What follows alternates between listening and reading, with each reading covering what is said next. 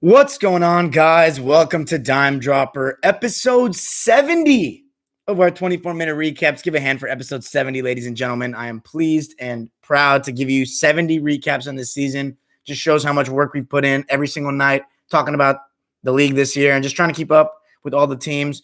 Before we get started, please make sure to subscribe on all platforms at YouTube at Dime Dropper Podcast. Follow us on Spotify. Of course, subscribe on Apple Podcasts and leave a review if you would like. And of course, to subscribe or follow me on all social media platforms, Twitter, Instagram, Facebook, TikTok, at Dime Dropper Pod. So I just posted an Instagram. I made an Instagram post the other day on Dave Bing, one of the great players of the 60s that never gets talked about. I'd say the best Detroit Piston of all time until Isaiah Thomas, probably. So go check that out. I'm going to keep posting as I go through my timeline on the Instagram. Of course, I'm going to continue my thread on Twitter and my pinned tweet.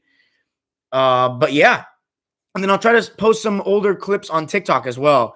I've only posted clips of just like me clowning, like some bad sequences in modern NBA, but I'll diversify, of course. So today we're going to go over just one game, the Lakers and the Clippers. Today, playing their second matchup of the season. The Clippers coming off two consecutive defeats against Denver and, of course, the terrible loss to Orlando. So we needed to get this one back. We had that 12:30 start that has been a trap game for us big time this season. But we came out with the right intensity. And, of course, you have to win. I said before this game, anything other than a double-digit victory is a failure because the Lakers were obviously missing Bron and Anthony Davis. So for us, that needs to be a W. Even though we're missing Ibaka, even though we're missing Bev, as long as Paul George and Kawhi are there, we should win. And someone else that made his debut today was none other than Rajon Rondo. We'll get into all the good stuff with him in due time. But let's start out with the way the game started. Clippers came out with the right energy, right intensity. We're up 10-2 very early, a variety of guys getting going. But it really started for me with Marcus Morris Sr. I thought he was fantastic. I thought the Morris twins in general were really good in the beginning of the game. But Senior, everything is just like when he shoots, I really think it's going in every time. I mean, he's got a great shot, and it doesn't matter how contested it is, too, sometimes. Like, he got a bunch of threes today where the Lakers, that's the one thing about this Laker team. Their defense is really good. They're the best defensive team in the league, and I tweeted this today. I used to think it was really Anthony Davis that made this Laker team so elite on defense, but I'm starting to see it's really not Anthony Davis. I mean, he helps. The personnel is great, but it's Frank Vogel and the coaching staff, man. I mean, their communication is sharp. They just have the right defensive principles. They're on the same page. They know how to play pick and rolls without giving up too much. And I think that you got to give Frank Vogel a lot of credit because ever since he's arrived here in LA, the Laker defense has been one of the best in the league. And I thought that that's the reason why the game was fairly close in the first quarter. Like, for example, it was 104-86. By the way, I'm just going to, sorry to the podcast people. I'm already seeing Laker fans in the comments. Again, I'm going to actually just block you if you act like I'm saying stuff that sucks.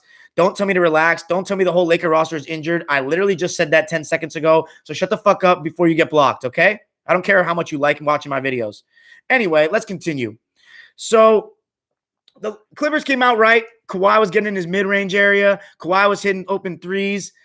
And he wasn't doing too much. Nobody on the Clippers was doing too much. We were just getting decent enough shots. But the Lakers defense was sharp. I thought our defense was also sharp. Every time key passes or try to split two defenders, we had our hands active.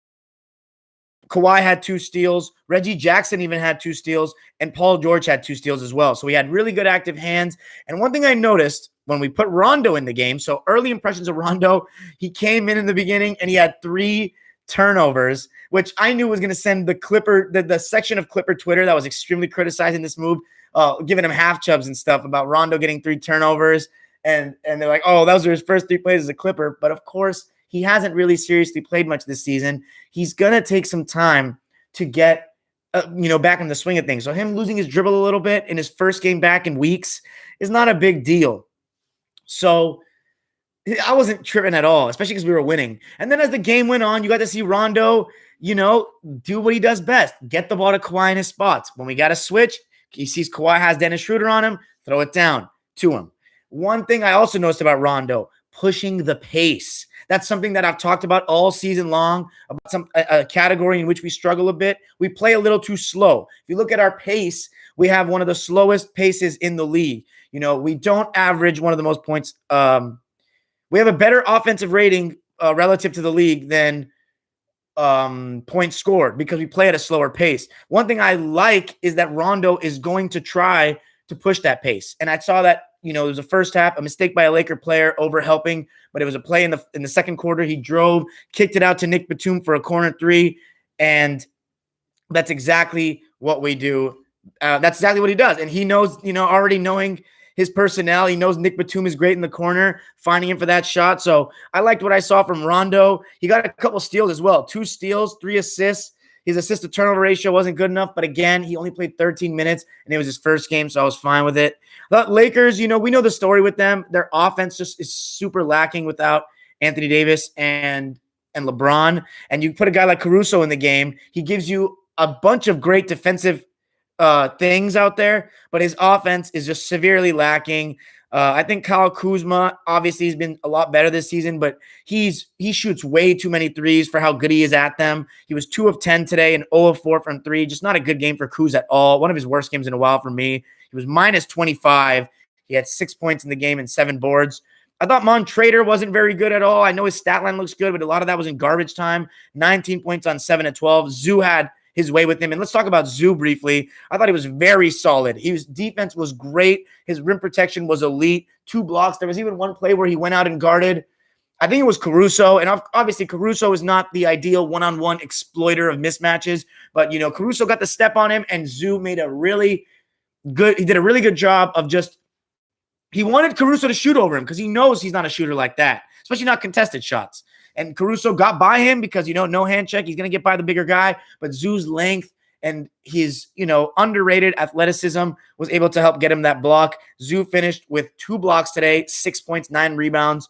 And Zoo just needs to continue to be starting because, and Ty Lue said it in the postgame presser, he needs to continue to, what's it called?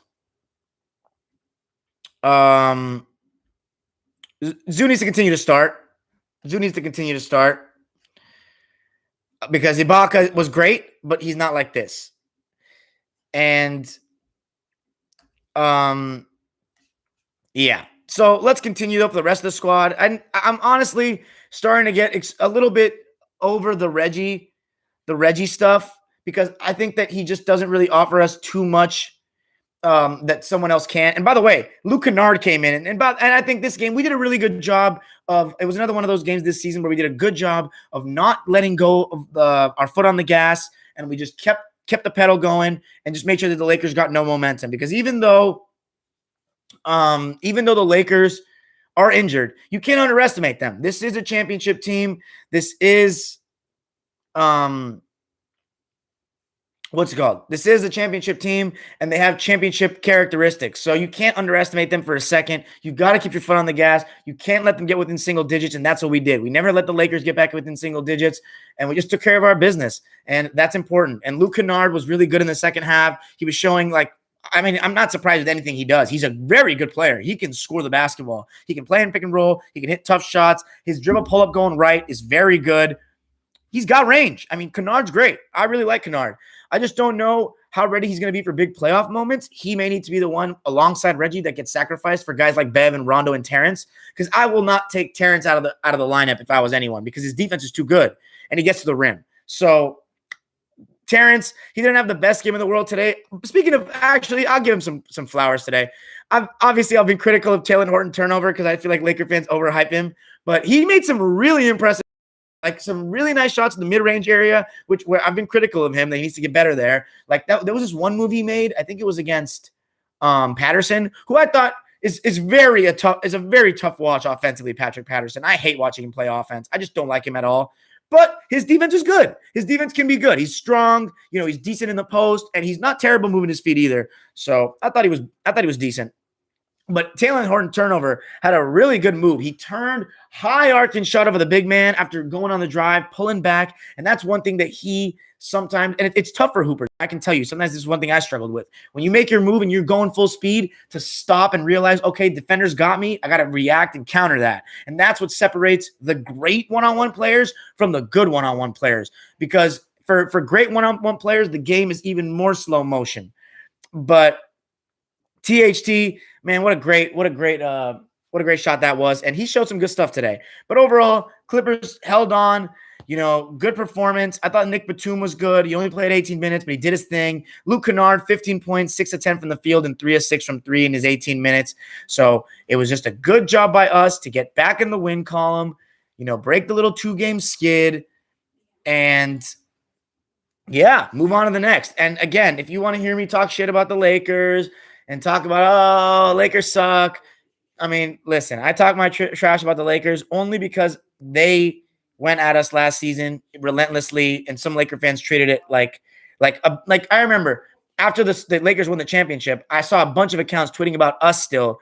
Just a reminder, the Clippers did it. Like, bro, just enjoy your fucking win, you losers. Anyway, but yeah, I don't need to brag about a regular season win. I've said the same thing after opening night, and that was against LeBron and AD. This means even less. It's no accomplishment beating the Lakers without LeBron and Anthony Davis. This is what we should do. We have to beat them.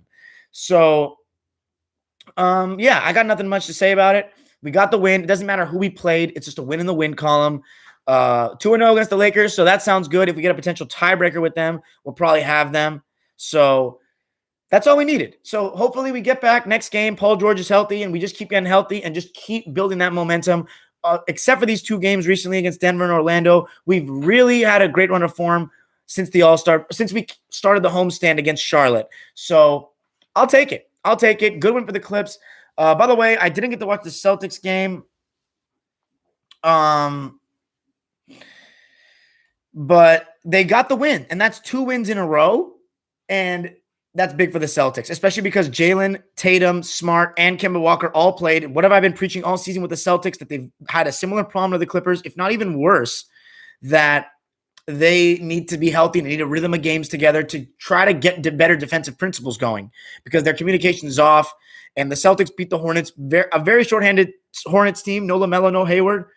But they got the job done very convincingly. 2 blowout wins in a row for the Celtics, and that is great for momentum, great for chemistry, and great for confidence. So the Celtics looking to build a little winning streak here, try to move up in the ranks as the East playoff picture after those top 3 teams of Milwaukee, Brooklyn, and what's the other one? Philly. After those teams, it's really up in the air, and it's going to be really interesting to see how it shakes out.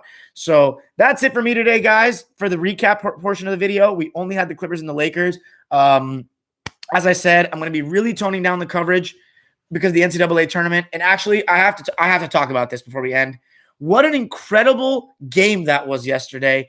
Truly one of the best games I've seen in a long time, and truly a reminder of why the NBA is so disappointing relative to that. I understand it was college and it was the NCAA tournament, but you look at the fight, the way they were playing, the variety in the game. That Tim guy or Timmy or whatever his name is, some of those moves he was making, I've not seen league dudes do that right now. Those were extremely impressive. And what's that guy? Jalen Suggs, he made this one play where he blocked a big guy on a rotation and then came back and had a bounce pass the other way. Like, oh my God, it was such great basketball, man. Such great basketball. And, UCLA, my sister, my dad, they're all getting ready to celebrate. Westwood was about to pop off, and you got to give UCLA a lot of credit. We had Asher on the podcast, the last episode, talk about how UCLA was going to get blown out, and the fact that, Johnny Juzang, one of our own, I've been hearing about this kid since Asher was his public address announcer at Harvard Westlake. I never thought he was this good. Like, this guy should go to the NBA. Johnny Juzang, we've been hearing about him since Harvard Westlake. I did not know he was like that. He's a player. He needs to go to the league. But also my classmate David Singleton got dunked on. I think David had a very good tournament, though, all jokes aside. That Kispert guy, though, man, he's a player. He's a player. But an incredible, underrated Cinderella story for UCLA to go back to the Final Four for the first time since 2004. Last time was Westbrook and Kevin Love. I remember that tournament. We lost to Memphis. Chris Douglas-Roberts and Derrick Rose. But it was awesome to see. It was an incredible shot, an incredible game, and one for the ages for sure. I was working on something, so I couldn't even watch the first half. How bad is it that I didn't watch the first half? You guys tell me. Did I miss something huge by just not even watching that full game? I was disappointed that I didn't get to see it, but I did get to see the second half, and an incredible run for UCLA and all the Bruins for overachieving. I mean, that team got further than the Kyle Anderson, Norman Powell, What was the other guy's name I liked? Jordan Adams' team. And that team won the Pac-12 regular season. And that team had a consensus first round pick on it with Kyle Anderson. And this team doesn't. Like Juzang maybe, but I don't know. Another thing I also wanted to say, and yeah, so Jaquez, Tiger Campbell, all those guys played their butts off in this tournament. And they deserve a ton of credit for it. Now we have Gonzaga, who's never won a national championship, has been one of the greatest powerhouses in college basketball for a long time now. Lost that 2017 title to Roy Williams in North Carolina, Joel Berry, and Justin Jackson, Theo Pinson, Kennedy Meeks team with Nigel Williams when Gonzaga had Nigel Williams-Goss. And then obviously the one that really sticks in my brain. And I think honestly, guys, even as a UCLA basketball fan that I am, by the way, Tiger Campbell definitely looks like Bob Marley. That shit is crazy. I see the comment in the chat. I will say this though about Gonzaga. You know, when I was 7 years old, I watched one of the greatest college basketball games in the history of college basketball. I remember being in my old house. After it happened, we opened the window of the balcony and you could hear the screams in West LA. And it was the Gonzaga UCLA comeback, man. What a moment that was for me as a kid. One of the moments I'll never forget for the rest of my life. Gonzaga if you guys haven't seen the game or haven't seen the highlights of it, please go check that out. It's a historic game. They were winning. It was Jordan Farmar, Aaron Aflalo, Ryan Hollins, Luke Baumute, those guys, UCLA versus Gonzaga. And I think there was the Sweet 16 game. And Gonzaga was up by a lot in the second half. And they came back and won the game and had the steal. They were down 1 UCLA and had that steal. Darren Collison, one of my favorite college players of all time, scored. And after that, Gonzaga came and turned the ball over. And I'll never forget the picture of Adam or the Adam Morrison crying. It was very sad. I mean, I was hyped as a kid, you know, I was ecstatic, but you know, Adam Morrison was really good. And it was really sad seeing him like that. And it's unfortunate because Adam Morrison was a really good rookie in the NBA. And then his career got screwed by injuries. And he was never the same after that. He was all rookie first team. And I remember he was really good. He was like double-digit scorer for the Bobcats. And like he made a half-court shot. I remember that. But that's it, guys. Gonzaga is tomorrow. I think we'll have a post-game recap for it for sure. I think I'll do one. No basketball game. So it's the NCAA championship. I can't just get... You know, I never said this was going to be a strictly NBA podcast. I said it would be the umbrella topic, but I don't want to box myself in. So, yeah, I'll go live. Maybe we'll have Asher on after the game. We'll see if he's down for it. Maybe I'll just go solo by myself and do it. But maybe we'll have him on. We'll see. That's it for me tonight, though, guys. Let me know what you think. Make sure to hit the subscribe button. Make sure to give me feedback. Peace. What's up, y'all? Adam Morrison got crossed out of the league? No, he got injured. He was way better than Luke Walton, even though I like Luke Walton. But I don't know Brian Sutter. Houston Baylor game? I didn't get to watch it, Raid, bro. I was at work. I've been helping out my mom lately. What's up, Gerson Caballero? Oh, I forgot to mention the rebounding. I forgot to mention the rebounding. I thought the Clippers did really well with that. I thought our hands were active. I thought we were boxing out, actually, and it was a collective effort to gang rebound. Oh, man, Paul Pierce, bro. That was hilarious. The truth. Oh, my God. It's actually kind of funny because I think it's funny. First of all, he has a wife and kids, and I think they're still together, so it's a little weird. But I'm not going to answer the question, Maniac Lane. I don't need people. This is too public of a forum. I don't need people knowing what I do anywhere outside of this because there's crazy people. I had a guy come at me with big time obscenities today. So you never know about these crazy people in this world. Good game to you too, Kobe forever. Kobe is forever. No, Raid, I'm not excited for Space Jam: A New Legacy. All it's going to do is it makes these ridiculous LeBron Jordan comparisons even louder. So no, it's going to be a joke. Anyway, what was I going to say? Merc Blue, what do you mean go ahead and box yourself in? I was going to say this about Paul Pierce, though. I was going to say it's good publicity for him because it's funny and it paints him in like a funny, savage, positive light because a lot of kids be disrespecting Pierce because he's not a good analyst, like forgetting how real this dude was. Like how actually great of a player Paul Pierce was. He's the truth, bro. Don't get fooled by his analysis. Not everyone's built to be on TV and analyze the game. And it also depends on how much you're watching the game. I guarantee if we sat down with Paul Pierce and watched the full game with him, I guarantee he knows more about basketball than all of us, bro. He's Paul Pierce, bro. That fool's a legend. He's a man. But no, yeah, Lake Show, you're right, actually. Hold on, let me answer this one question in the chat. Somebody said, Dime, how do you feel about players like Beal and Cat that want to stay loyal to a team and fans say they don't want to win enough? Okay, so let's great question, Rack to bitches. I wouldn't say Cat yet. We need to. I mean, I know he signed his extension, but that was at a time where Jimmy Butler was there and stuff, and they were looking like they were on the come up. If I was Cat, it's just tough because D'Lo got hurt. If D'Lo hadn't gotten hurt, like I know this sounds crazy now, but if you actually watch the games, because they were a dime driver team, if you watch the games when D'Lo and Cat were playing, they were actually an actual decent team. Like this team was actually decent because if you need 2 stars in the NBA, bro, that's enough to win you games. Like they can win, especially when they can create their own shot. And especially in today's pick and roll era, where it's even easier to create shots. What are you going to do about a D'Angelo high pick and roll with Cat? What are you going to do about it? Tell me, because you cannot. If you switch, Cat needs to take advantage of his mismatch, and if he's not, you don't blame anything else but Cat himself. So that's all I got to say. UCLA versus Zags, first NCAA game I watched ever. Salmon, are you talking about the 06 one? But yes, to answer your question, Rag to bitches, Beal is loyal for sure. And I don't know about the fans, the media though, because here's the thing, man. Championships are always going to be relevant in a player's legacy, but that doesn't mean a player isn't a great all-time great without winning a championship.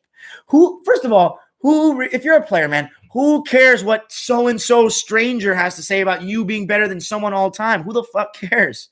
Like, it's not a big deal. It's not a big deal.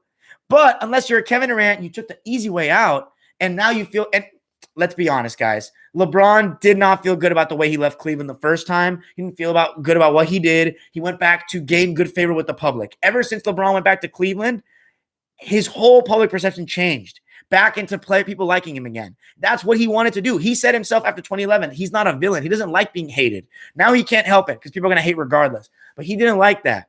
He likes being loved. LeBron wants to be loved, bro. He wants people to like him. It's very clear with the way he acts, the way he is. He's great with PR. He wants to be the good guy. That's what LeBron wants. Kevin Durant doesn't care, but at the same time, he goes to Golden State and then he leaves Brooklyn because people aren't giving him credit and he starts getting sensitive. Draymond confirmed all of this. So I don't listen. Kevin Durant is funny. He can act like he doesn't care what people think. He does. That's why he responds to tweets. By the way, shout out to the Lake Show. I hope to collab with you soon. One of the best. Hey, Clipper fans, I'm going to say this. I'm going to shout out my boy here. Clipper fans or Laker fans, go follow at whoever. Say you're at in the chat room right now. The Lake Show. He's a really knowledgeable basketball fan. He knows his stuff. He knows his history. So go give him a follow. He knows what he's talking about.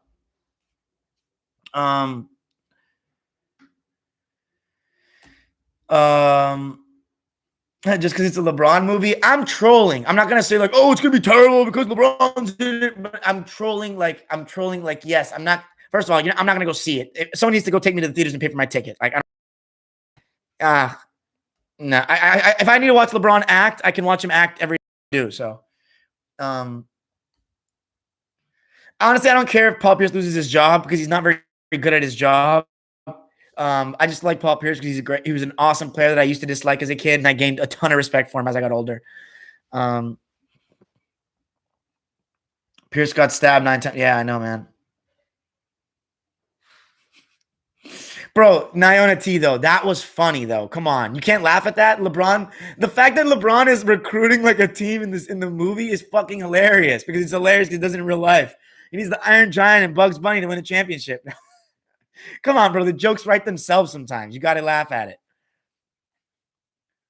Raid, what do you mean y'all Laker fans showing it? Wait, Raid, are you a Laker fan or a Clipper fan? I'm confused. 76ers fans are turning on Ben Simmons? Yeah, Brandon Roy, Greg Oden. Brandon Roy was so good. I was a huge fan. Yeah, bro. See, no, but here's the thing about Evil LeBron Ghost Gaming. Evil LeBron folded in the end. He actually became better when he took that. Remember what he said himself? Remember, once again, I know LeBron's career better than I will go toe-to-toe with any LeBron person on this planet, and I will school you.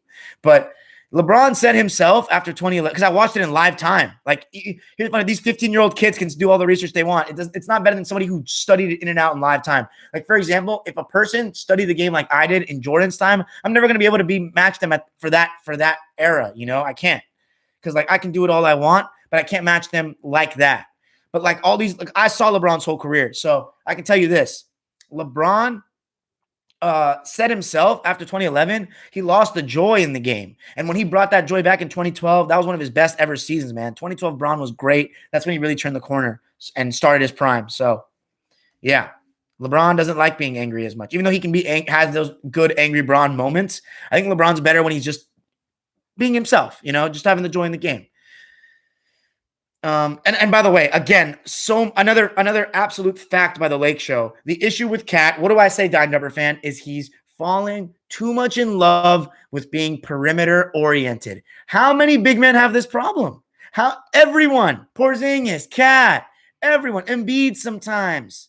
That's why I like Jokic, man. He takes the little guys on the block. That's why Jokic is one of the best players in the NBA and the best big man, in my opinion, since Shaq, center-wise. But yeah, the Lake Show, again, hits the nail on the head with Cat. He's just soft with mentally. Get in the post. I saw him at Kentucky. That's why I'm a fan of Cat. I like Karl-Anthony Towns. Like, I was always a fan of him because in Kentucky, I was like, bro, this guy can post. Like, he can bring the big man back. And then I saw him hitting jumpers, and I was like, man, if he puts it together, the problem is none of these guys actually put it together. Everyone says, oh, my God, a big man that can shoot. Doesn't matter if you don't take advantage of the big. What's the point of being a big man that can shoot if you're not actually using your size as a big man? You might as well be 6'5". You're just shooting over people with a height advantage. That's cool. Like Kevin Durant does it because he's great. He's a great shooter, not because he's tall. You know what I mean? He's an amazing shooter. That's tall. Cat can do it too, but he's got the big man body. Kevin Durant's a forward. Anyway, yeah, LeBron acting on and off the court. I appreciate you for the money, Lake Show. I want Bev to start because I just don't trust Rondo with that many minutes and that big a responsibility. First tenure in Cleveland, LeBron was the best? What do you mean? I think first tenure in Cleveland, LeBron was the most humble and the most likable. I don't think he was the best player. I think he was the worst player, actually. 50-year-old old heads on Twitter hating. Are you sure they're not just trolling? Here's my thing, though, Niona T. I'm going to ask you this. Why do you think that it's older people that don't mess with LeBron? Can you tell me why? I know why, but I want to hear it from you. I know why, and I completely feel them now because they've been around the game for a while. But anyway, Danny from LA again. Come on, Dime. You guys beat a wounded soldier. So what am I supposed to do? Not be happy we won a game? I don't care who we beat. I get happy when the Clippers win. I don't get happier when we beat the Lakers. Only a little bit, but like nothing crazy. Like it's a regular season game. Ultimately, it doesn't mean anything. Tomorrow we're gonna forget about this. It doesn't matter. Who would I want to see the Clips play in the first round? I would like to see us play the Portland Trailblazers. I want revenge for 2016, and I want to send them packing because their fans be talking. And I love Dame, but I want to see him go. I call it game, not bank. Why am I happy about being an injured team? I'm happy about beating any team. Why are you salty? That's my question. Of course, I remember Ghost Gaming. I'm only going to watch if someone takes me to the theaters. I swear I won't pay for my ticket. I promise. You want to bet on that? I remember the rumors of LeBron going. First of all, what rumor was it that LeBron was coming in 2014? That Miami going back to Cleveland was a shock. Like, I don't think we didn't have the cap space to sign LeBron in 2014. 2010, though, yes, but I didn't think he was going to sign with us because of Sterling. Marcus Gasol looked decent today, yes. Facts. Yeah, bro. Here's my thing. I love fans that love the game because I appreciate fans in general of a team. Like, if you love something like that with such a passion and can view it and can be unbiased about it, that's my main thing. If you can be such a passionate fan about something, I respect you. Like, I respect you. If you're a Hawks fan and you bleed Atlanta Hawks, I love that, man. I love that because you are like me. We bleed the same shit. We bleed a different team. Like, I'm not a better person than anybody it doesn't apply to the Clippers, but let's put the Dodgers in it. I'm not a better person because I'm a Dodger fan than somebody who is a Mariners fan just because the Dodgers are better. Same with the Lakers. Like, we're all fans in the end. We choose to support our teams. I support the Clippers because they're a local team and because I just didn't want to go with the crowd. And I've felt the repercussions of that choice big time. But I'm never going to leave, man. I just love my team. I love my team, and I love what it means to me and the memories that I've made with it. And by the way, I cannot wait to go back to Staples Center. I cannot wait to be back home, baby. I can't wait. And I'm going to be posting vlogs. Like, I'm going to start vlogging at the games. I've never been able to give you guys me going to the game. Maybe we can do live recaps. Hopefully, I need someone to help me with this. Maybe we can do live recaps outside Staples Center at LA Live, and y'all can all pull up. That would be great, like of Arsenal fan TV style. So hopefully we'll evolve into that. But I love fans, man. I just love diehard fans. Not player fanboys, though. Fans of a team, because I love you relate to me in any way. So I feel you. Honestly, it's probably my favorite era of LeBron too, just because of nostalgia reasons. That pre-Cleveland, like I have 2 Cleveland LeBron jerseys from the first 10 years. I can show you guys. I have the red wine and gold, and I have the blue alternate James 23. Like, those are some of my favorite jerseys. I'm always going to cherish those. Again, I still like LeBron to some extent. Like, he's still an all-time great. I wouldn't be the fan I am without LeBron being in my life as a fan. So, I just don't love him I don't really like him anymore because I've grown as a person and he's changed. But that's okay, man. We're not, you got to go with what your heart tells you, man. Everybody's different. Everybody's wired differently. I've been coached by certain people, told things by people, and, I view the game a certain way. Not everybody got to agree with it. As long as we're okay with each other, that's fine. As long as you don't come to me disrespectful, that's fine too. Let's see. Raid. I shared that thread. Do you follow me on Twitter? I shared that thread. Bro, that was so good. Shout out to Bruce Blitz. He has a YouTube channel himself. Shout out to Bruce Blitz for that thread. That literally, I could not, anybody that asked me, why don't you like LeBron? Please just go to that thread because he explained it so well. Like, I've never seen a better thread on Twitter than that. It was so good. It was unbelievable. I have no words to say about it. It was unreal how good it was. Because I was like Bruce. Like, I was like, oh, pro LeBron, like all that shit. But yeah, man. Braun, I'll tell you what, Braun is good at finagling y'all, though. He is smart, man. I think he may be even smarter off the court than on. Like, his business savvy and like his PR shit, like I'll give you this. He is the GOAT of PR. LeBron. Oh my God. Oh my God. I consider building around him, though. Who are you talking to? Edwards seems to have the it factor and motor, whereas Cat don't. Lake Show, I may have to agree with you on that. I don't think Edwards has the best basketball IQ, but he definitely has the confidence. Michael Jordan is the absolute best one. Angry, says Simon Jose. Who are the best NBA YouTubers? I'm not too into any YouTubers, I'm not going to lie. Are you talking about people that make content, or are you talking about people that post content? Like, are you talking about people that post games and stuff? Because I'll tell you, I don't really like – I'll see everybody as competition, so I want to be better than everybody. But I'll just give a shout out to people I like. I've heard good things about Johnny Arnett. I haven't checked out his videos like that. But that Johnny Arnett guy's good.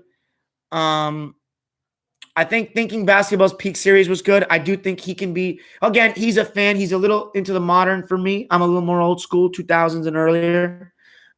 He's a little more stat heavy than me because he said he was like a math guy. He was like a math calculator, something like that. So he was good. I mean, I wouldn't say I love any of these guys. Again, I'm always going to go with Dime Dropper as the best because once we get through everything and I post all the content, I'll get better at this. Like, we'll blow everybody out the water. But, that Clayton Crowley guy and his Making the K series with the GOATs, that was unbelievable. He did a great job. So I give him a shout out for that. He's a good YouTuber. I'll give my boy Laker Central a shout out. He's a good YouTuber too. I can't think of anybody else right now. I think the Lake Show's a YouTuber. I'm not sure. I'm not sure if I'm subscribed to his channel. I have to though. But if he has a YouTube channel, he's good because I can tell by the way he talks, he's good. So that's what I think. Bruce Blitz, good one. I don't really have too many. No, Chase, sorry to answer that question. No, I'm not including power forward in the Jokic conversation because Tim Duncan, Garnett. I do think Jokic is better than Blake Griffin ever was. Or David Lee, Paul Millsap, any of those guys. Even those are really good players. Chris Bosh too. I'd still take Jokic over Bosh, even though I love Bosh, and I've met him too. Draymond, better than him, better than Aldridge. Yeah. Dirk though, beast.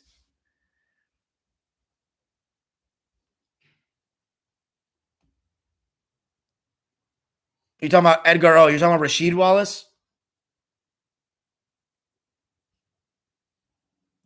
Well, Sir Cartier, old school fans of the game. What does that mean? First of all, old school fans of the game, here's the thing. You say old school, that's pretty broad. That means multiple decades of ball. The game changes every decade.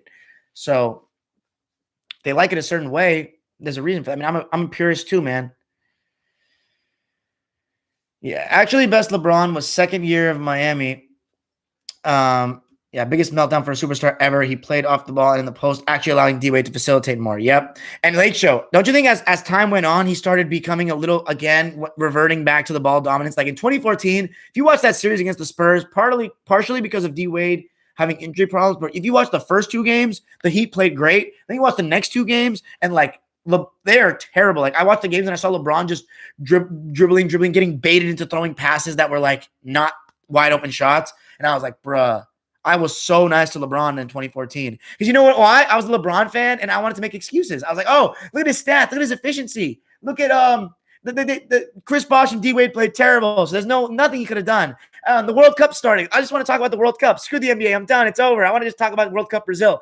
No. I was a LeBron fan trying to excuse shit. I was guilty of my own hypocrisy. I see it. Again, I was a LeBron fan. I know what you're going to say before you say it. I know who's right and wrong. I don't make excuses anymore. Kobe used to say no excuses, man. And he was right about it, man. You can't be the best and make excuses for yourself. I don't make excuses for myself with this, okay? I call out my own flaws in the channel. Yeah, I mean, I feel like he reverted a little bit.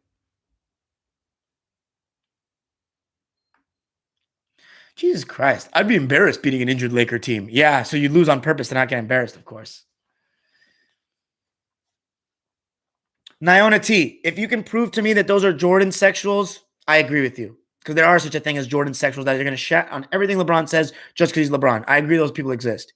But there are a lot of people that are just basketball fans that like Jordan because he represents a part of basketball and sports that's very important. That's the will to win. And unfortunately, to break it to you people, and it's not a debatable point, Jordan's will to win was greater than any player in the NBA today by a lot. And we saw it in the Last Dance. We saw the in close look at that. And that's when I was touched, bro. I was moved by that. Because I know Jordan, what he's done, but I don't know his personality like that because I wasn't alive. I need to go back and watch the games and watch the interviews and all that. And I saw how much he cared, how he cried to make himself miserable, how he still cried now talking about it. Like nothing less than winning is acceptable for him. He kills himself to win. That's a different level. And I respect that because I'm going to kill myself to get 1 million subscribers. I'm going to do like nothing is going to I will get there one day. Nothing is going to stop me. There's no excuse. That's why go watch my first video I ever made on this channel and go look at how many excuses I made. I knew I was going to get thousands of subscribers. I just didn't think it would happen this quick, but I knew it was going to happen because my love for the game is stronger than anyone I've ever met for the most part. And I see some people on Twitter with similar love for the game, and I appreciate that shit. But the excuses go out the window. It doesn't matter what you do. That's why Kobe always said, it's not just about basketball. You can apply it to your life. And you can't, it's just not my style, man. Just not my style.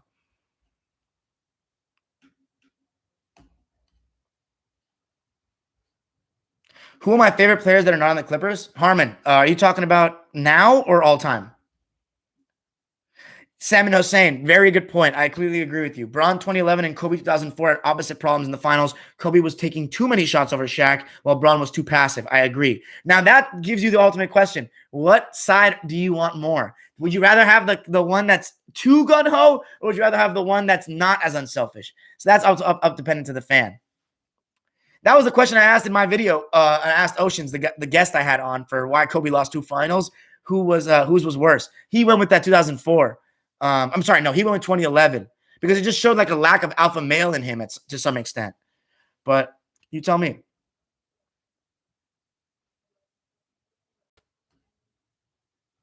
What's the outcome if the Clippers play the Nuggets this year? I was gonna say if you had asked me that 2 weeks ago, Sir Cartier, I would say Clippers gonna win for sure. But with the addition of Gordon, complicates things. But man, I'm gonna go out on a limb and say if we have the higher seed, Clippers in 7.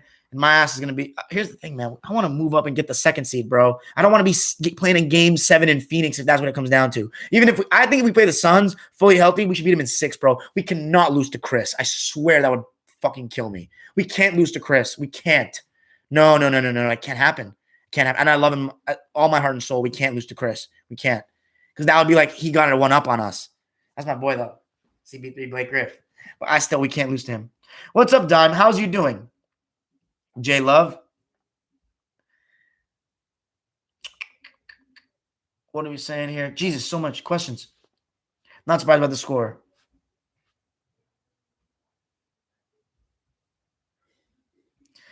Wow, so the Lakers are raising. Is that officially happening? The Lakers are going to raise their banner against the Celtics? Because that would be hilarious. I love that actually. Because I always argue with my Celtics friends at UMass about the Lakers. You Laker fans don't understand. I was arguing for you guys when I was in Massachusetts, bro. I was going pro Lakers, getting all the arguments. I was sounding like a fucking Laker fan. I was like, y'all, you understand you guys are so biased for your Celtics that you're making me sound like a Laker fan, and I don't not mess with them like that. Like that's not my team. But yeah, I was caping for you guys. Like, bro, I was giving you the Lakers side of the argument. So to me, that's hilarious, bro, to raise their banner against the Celtics. Good for GD Bus. I fuck with it.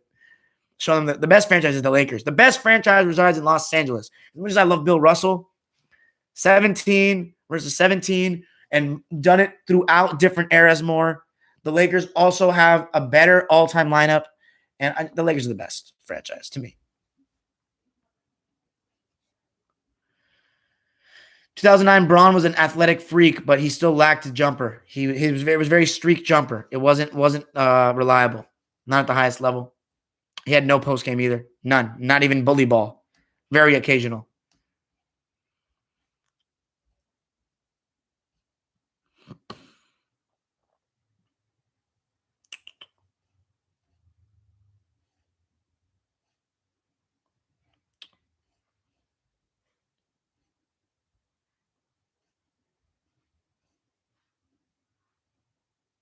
Clippers and Dodgers won. Enjoy your happy day. You never know when you have it again.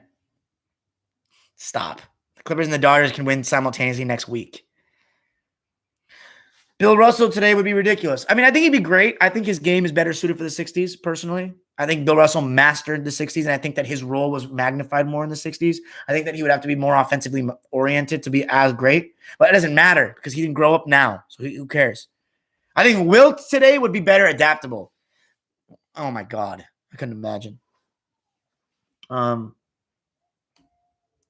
Bruce Blitz, Merc Blue. Bruce Blitz. Bruce Blitz. That's his name. Yeah, Edgar O. Yeah,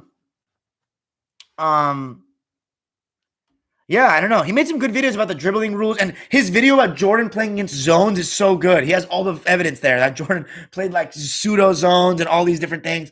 That's really good. Yeah, NBA's greatest politician, LBJ, always controls the narrative. Mike Korzemba's another one. I haven't actually heard about him. I haven't seen him yet. I got to. Coop? 6-6 finals record makes you the GOAT now, Beluga? 06? Was that the year you were born? Because if it was, that makes sense. You would come up with that take.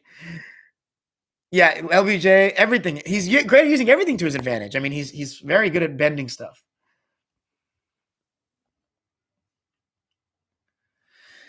Would y'all say the greatest microwave type player is Klay Thompson? What about the microwave Vinnie Johnson? But Klay Thompson is one, though. He gets hot. Mr. Dropper. What's up, Ash? Who are your top 5 NBA local broadcasters right now? Color, the duo, or play-by-play, Ash? Answer me that first.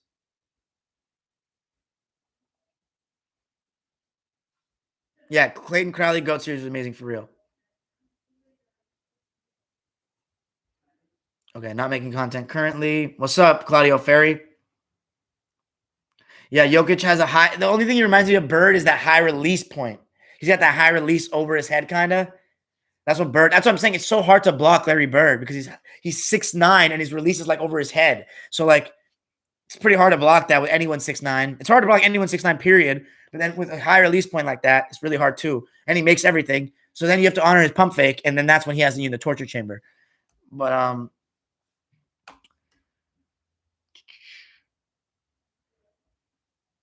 would you take Bosch over Jokic, to be honest? Bosch, the Toronto legend. Yeah, I'd probably take Jokic just because of versatility. But Bosch on defense was a lot better. Bosch was a great defender. I think Chris Bosch is one of the most underrated defenders to ever play basketball. I agree, Ghost Gaming. That's why I still think the Lakers are going to be the champions. I'm not wavering on my selection. I'm still not betting against AD and LeBron 4 out of 7 times and with no current team. But I appreciate you, Sir Cartier. Just don't get on me for acting like I'm a Laker hater, bro, because I'm not.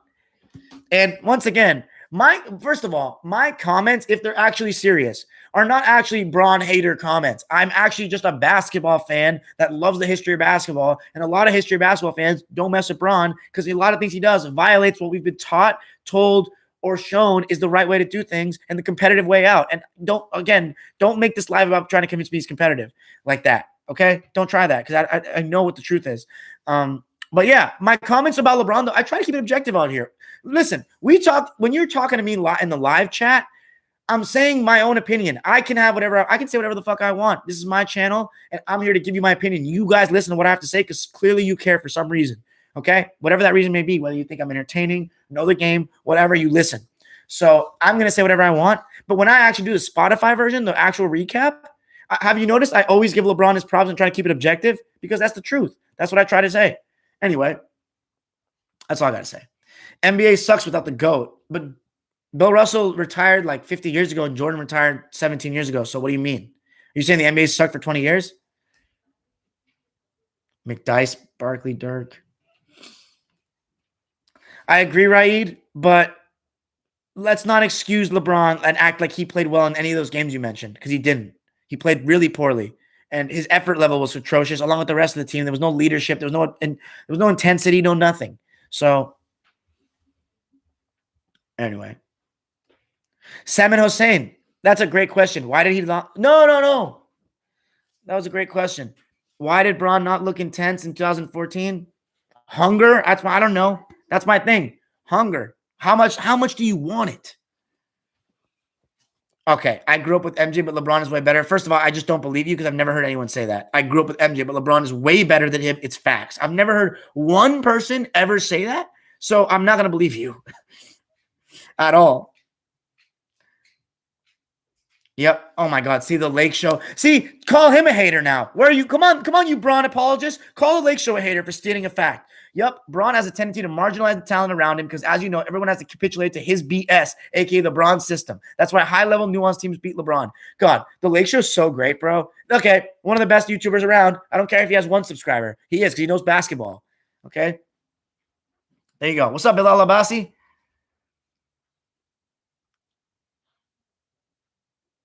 Wow, I've never heard that angle, Mark Blue. A part of me thought Bron knew Wade was going to win Finals MVP in 2011, so he took his foot off the gas. I don't know about that. Maybe. I don't know about that. Do you think the Clippers will play the Sixers in the finals? No. 0 chance that happens, in my opinion, that both those teams make it. And if I do, come back and clown me for it. Kobe Bryant, yeah.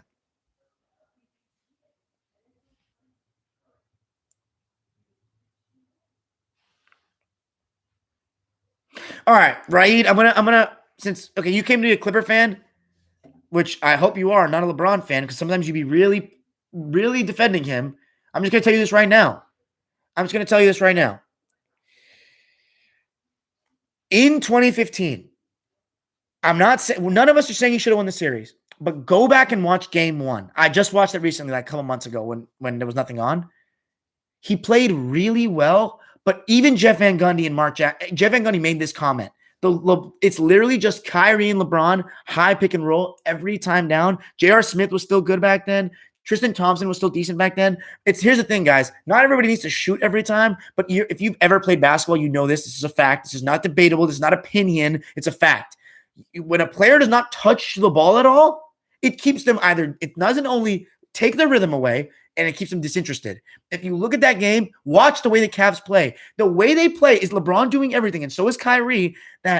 When Kyrie comes out, and by the way, the Cavs had multiple chances to win it. You set yourself up to the point where if you don't make the big play at the end of the game, don't expect somebody to bail you out with a big shot because you haven't given them the ball all game. So how are you going to make a big shot when they're not in rhythm? You need to do it because you've made it that way. Otherwise, move the ball, sacrifice your stats, and play team basketball.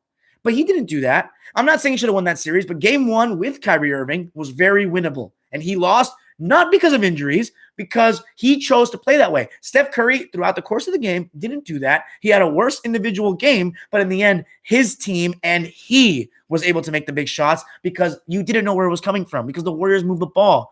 And the talent level was not that huge difference. So there you go.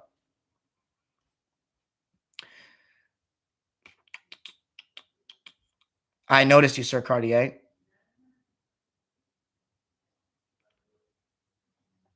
I have not seen the documentary The Murder of AJ's Father, Ghost Gaming. I feel you, Chase Maldonado. That was a great game. I remember vividly that day. I was very happy to see LeBron beat Detroit. I really didn't like Detroit much when I was a kid. And LeBron's performance, I'll never forget where I was. I'll never forget it for the rest of my life. It was a great all-time performance. Why is Rondo on a minutes restriction? Because he just came back. I do not remember when the Knicks were rumored for MJ. MJ retired when I was like being born, bro. So I don't remember when he almost went to the Knicks.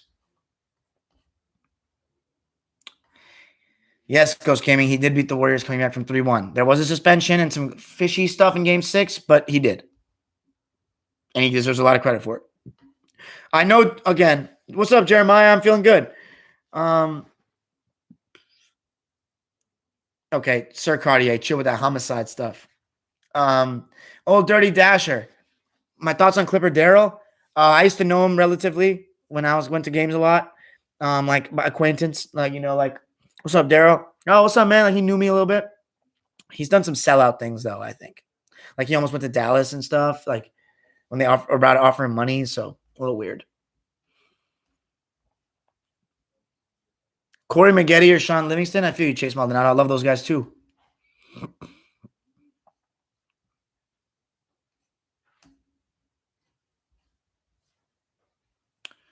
I think Mike Brown was a good coach, Salmon. I think he's underrated and doesn't get much credit for it, but he changed that LeBron's team's defense, and he helped LeBron become an all-defensive team kind of guy.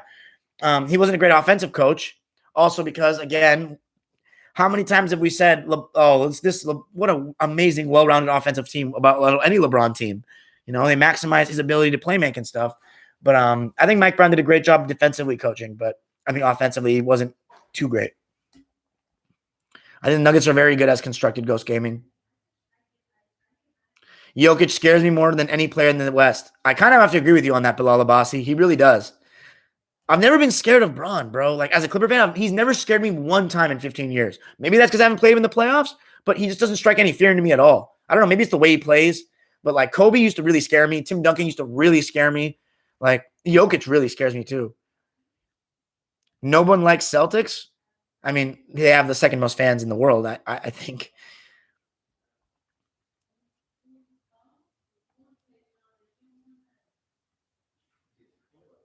I feel you, Danny from LA. Lakers and Clippers, maybe we got to watch together. I'm down. Let's go to a bar or something. Time. Why did Kareem go to the Lakers? I'm not fully sure. I haven't gone to that point of the timeline yet, but I know Oscar retired and he had done a lot for Milwaukee. And I think, he probably felt like it was time for a change. He'd given everything to the organization that he could. And I don't know what was going on with the race stuff back then either. I'm not sure. What's up, Sienna McKenna? Thank you for joining me. I really appreciate you live from the UK. What city are you from, man?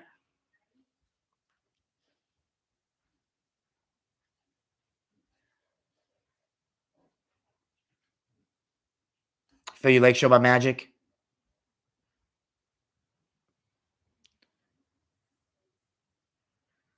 Sienna McKenna. I've done both, actually. I've watched every bit of footage I can on the 60s in terms of what's available for game footage, everything.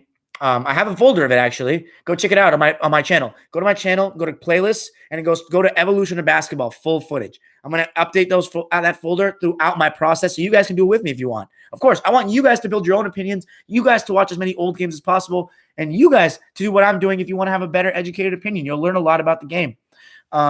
But yeah, I'm also reading Bill Russell's book right now. It's really good. His first book in 1965, 66, Glory, Go Up for Glory. It's really good. It's not that long. It's like 200 something pages. And it's just like about his teammates, about like the stuff he dealt with as a kid, racism. It's really good. I'm going to make a video on it, like talking about like the main points and stuff that I liked.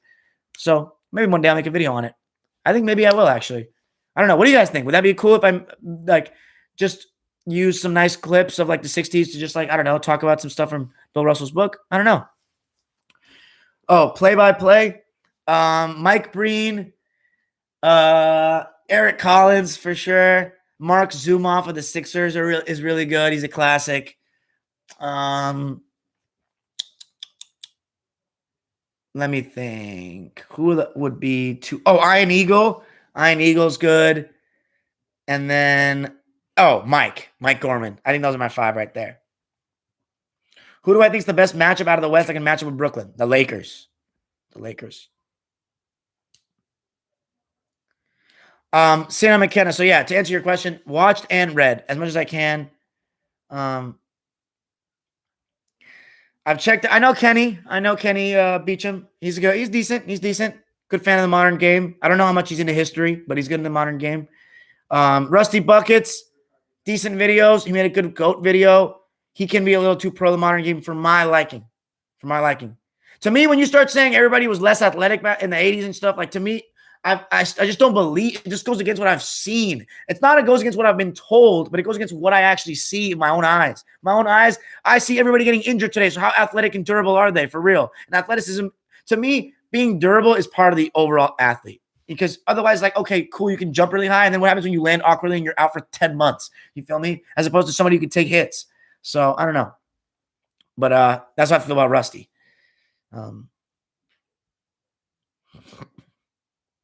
Clay game 6 versus the Thunder was something else. Lakers have no. I also think Kareem Abdul-Jabbar started losing some motivation, um, because of civil rights and the media. He didn't like the media at all. He was a very interesting individual. You know, he wasn't super gun ho about everything about basketball and didn't enjoy it the same way some others did, like LeBron, for example. And yeah. As a hooper, who would I say is my player comparison? If I'd say probably Chris Paul, Darren Williams. Asher, if he's in the chat, still can comment on that because he's played with me my whole life, so he can comment on that. What was I going to say about Kareem? Yeah, Kareem, beast, but I think he was losing interest, man. I think he was contemplating retirement at one point, and plus he went to UCLA, so I think coming back to LA was like a good thing.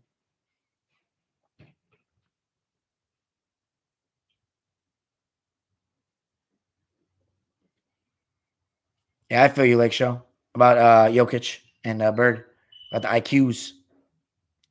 Pro Lakers YouTubers. I'm down to debate pro Lakers YouTubers, but I'm not down to debate bronze section. If I have an audience there to watch me eviscerate them, but because I'm the sworn destroyer of all bronze sexuals. That's just the thing. I'm the sworn destroyer. I will kill you all. But Laker fans, I love it, man. I love it because I respect Laker fans. Mark Blue, I see you, G.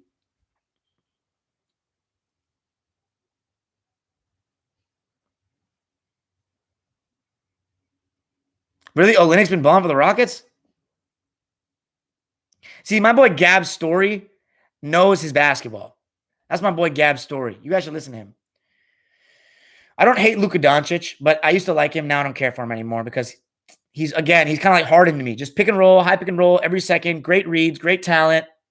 Too much hype a little bit, in my opinion, after last year. I don't like the Larry Bird comparisons because Larry Bird was an off-ball god. Luka is nothing off the ball. So to me, just because he's white and is smart and beats people with skill and size, as opposed to, I also think Luka uses his size in terms of like going into fools and being big than Bird. Bird is just like skilled god, but Luka's good. I don't really like him or dislike him. I'm not a huge fan anymore, but I don't root for his failure or anything like that. Like Luka's great. He's young. Dude's younger than me, and he's being compared to Bird. Like, gotta give him credit for that, just in itself. But also he whines way too much now. Chris Webber's a terrible commentator. He's a great player, and I actually like him as a studio analyst. He's not a color commentator.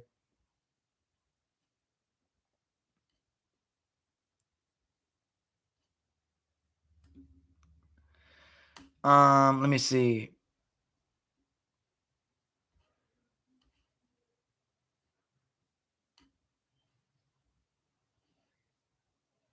Le system.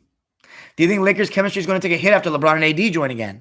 I wouldn't say it's chemistry. It's more rhythm and kind of like gelling it all back together. It takes time. It takes time. Ghost Gaming. LeBron's the second greatest. That's your opinion, bro. Just letting you know. It's your opinion. I disagree with you. I think likely my best players ever. Likely it's a prediction, not the facts. When I'm done with my whole thing, I think Russell and Jordan will be my best. I don't know who. It's probably going to be easier to argue for Jordan because I got the footage.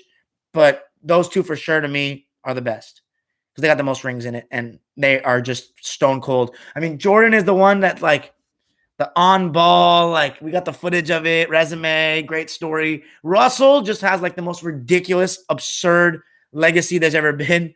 And he just did so many things and like was just, he to me, Bill Russell's legacy is like everything I love about basketball. Like just fuck the stats, only winning and dominate on defense and get the most out of your teammates to be a leader of men. Like he just represents all the beauty of basketball to me in team sports. So it's hard for me.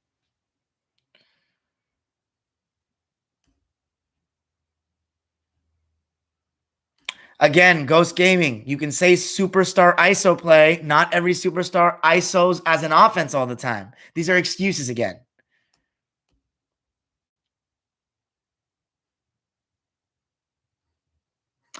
Absolutely, J Love. You can come up for flaws for every NBA player present and past, just not LeBron. You absolutely can. That's why it's all subjective. Are Shaq and Kobe the greatest duo in NBA history? Well, here's my right. I actually disagree with you on one thing. Shaq and Kobe the greatest duo in NBA history. Again, can't comment. Haven't watched when they were at their peak, probably. But Jordan and Pippen made a good case too.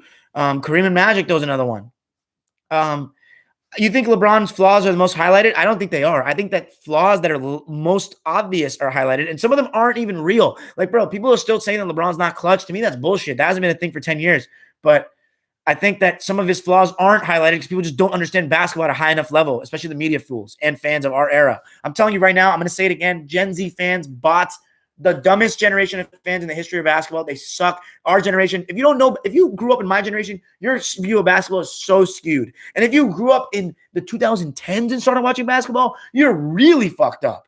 Like you really have no clue how this game is and how the history is. So unless you do actual research and go into the depths of it or go out on the court and play yourself, go get or play at any level in an organized fashion with good players, you'll learn a lot more.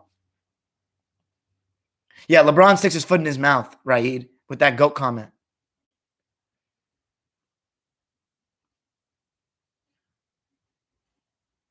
Thank you, man.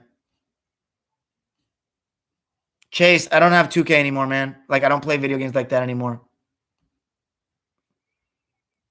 You read the book Two Lake Show? Oh, I appreciate you, Raid. I got you. What's your county right next to London? Sinan. Sinan McKenna. Don't think I don't know England, bro. Don't act like you don't think I know England. If I don't know your county, then I don't know your county. I doubt that's the case. I'm a Celtics fan because I'm Irish. I live in England, though. Yeah, I'm doing educational comment. Make me a moderator? Danny from LA, you want that? I saw some of the game, Splash and Skills, the women's game. Yeah, right. That's crazy. The 82 minutes.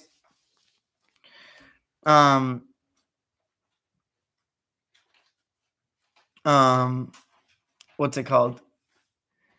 Yeah, Simon Hossein. I don't think LeBron was top 5 in 2012. He had one championship and only played in the NBA for 9 years. I don't think that's top 5 with what Magic has done and Larry has done. And I don't think he was. That's not hate. I hope that's you're saying that they're not hating there. Yeah, but guys back then were way tougher, bro. I would be tougher if I grew up in the past. Like I ain't denying it. I'm softer because I grew up now. It's the facts. I don't. Here's the funny part. I don't go away from this shit. Like I'm consistent. Like, but yeah, no, Russell. I don't know how they played like that, full games like that. Superhumans. As far as I'm concerned, superhumans. Asher says, Dime Jumper fans, highly recommend High Above Courtside, book by Celtics announcer Johnny Most. Best insight into that era I've gotten. I got to read that too. And by the way, for all you guys that know, that's the Celtics radio announcer Johnny Most that says, how much you stole the ball? That's him. So there you go. Yeah. Yeah, Kareem is a lot more vocal and more bubbly now, I think. I think Magic and over the years, they softened him up. Let's see. My homies tell me my player comp is Jalen Bronson. Jokic is like a big Magic without handling. So you got a wicked crossover dime? I'd say my crossover is pretty good. It can be a little sharper sometimes, but I think it's pretty good. I get a lot of fools with it. So sometimes I don't go to it enough. Sometimes I sleep on my own crossover. I be getting guys with that.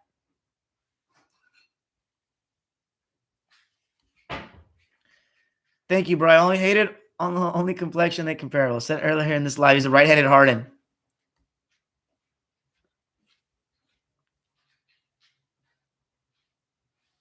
Asher Lowe, when you going to join Dime? He was there the other day. Didn't you saw CJ Love? Salmon Hossein, I think Mark Jackson because of the religious stuff. He said a lot, he preached a lot of religion stuff, and I just don't know if they wanted that in locker rooms. Man, tell Dan the Lakers fan. I actually sometimes watch his videos, and he's actually pretty good. Why does he block me, bro? Tell him to stop. Come on. I know. Oh, the only thing about Dan is, though, he's such a hater of the Clippers for some reason. I don't know why. Like, I don't know. Most Laker fans I see that are like over 30 years old, like, do not like that I've met. They don't hate the Clippers because, like, okay, what do I have to hate you guys for? Like, you suck. Like, oh, I get annoyed with your sometimes with the antics I see now, and you guys thinking you're hot shit. But it's nothing that crazy. Like, it's not the Celtics, the Jazz, or I don't know.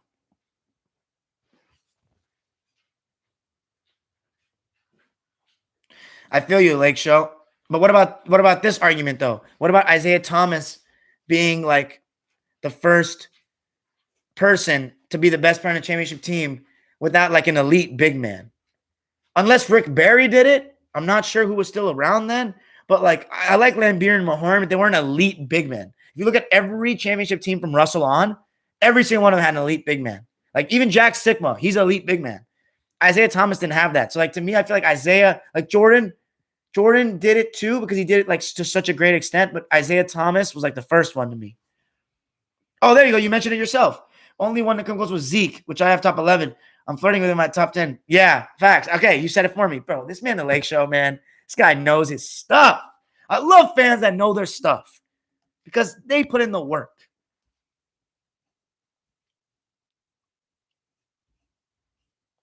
I like that the Bulls won against the Nets. I didn't watch the game, though, but it's great to see that. And I like the Bulls because my mom went to school in Chicago. I'm always pro Chi-Town.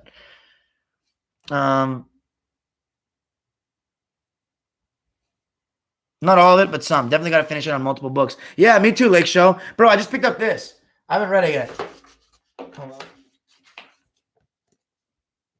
Big Wilt. I haven't read it yet, but I'm going to read it after the Russell because it came out in 1973. So, like, when I get to 73 in my timeline, I'm on 68 right now. Just finished 68. But I'll make a post tomorrow on Instagram to solidify it. Then we're going to move on to 69. And then I'm going to do some videos on the end of the 60s for you. But I'm going to do my very first Dime Dropper Time Machine very soon. And Dime Dropper featuring NCAA or NBA personnel. So I'm going to come that very soon. But, yeah, I just bought this. It's bigger than Russell's book. There's a lot of stuff in here, man. A lot. Look, holy shit. There's pictures in here. Big Wilt. So we'll see. It's not about the Lakers losing. I'm happy about the Clippers winning. It doesn't matter about the Lakers. Yeah, I'm from Hertfordshire. Okay. Bro, St. McKenna, is Watford the closest team to you? Is Watford the closest? If it is, then I know where you're from. I think I'm right. I may not be. Facts. They are a part of their environment. It's sad seeing them. They're brainwashed by the media. That's for sure. Oh, right. Well, that's cap. LeBron was the best player in the league in 2012. All he had to do was prove it on the big stage, but he was at most top 2. When did Chuck say Westbrook plays harder than Jordan? I need to see that.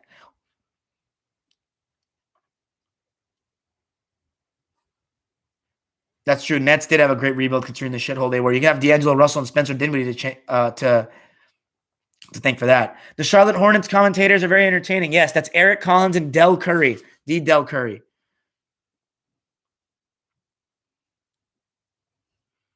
Do I think the Jazz are going to go to the Western Conference Finals? It all depends on matchups. Really? Dan, the Lakers fan, can't take criticism and blocked you as well, claiming you were negative when you pointed out his bias. Plus, I don't. Wow. Bro, if the Lake Show, if anyone says you're biased, don't listen, bro, because you know what the fuck you're talking about. I've talked to you on so many different topics at this point now, and I've followed you for like less than a month. You're one of the best fans out there. Do you follow all the old school fans on Twitter? Because like there's so many great ones I learned from, man. Really good accounts on Twitter, some of them that are really smart. You should follow them, man, because they would love your content because you really know your stuff.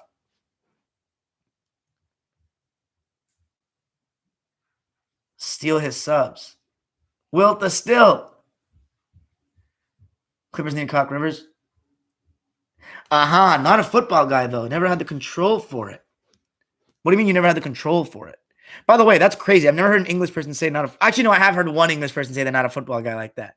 There are some. I mean, I know a lot of people that are into rugby like that, too. But, man, you guys live... More than any country I've ever been a part of the community, English people, they live and breathe the game. Like, they live and die for soccer. That shit is amazing. I love the passion. I love it. Every level, every club, they're diehards. I love it.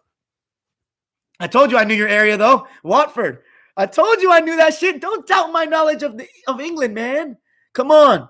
I'm England till I die. I'm England till I die. I know I am. I'm sure I am. I'm England till I die. Okay. Let me just close it out with this. Who's my football GOAT?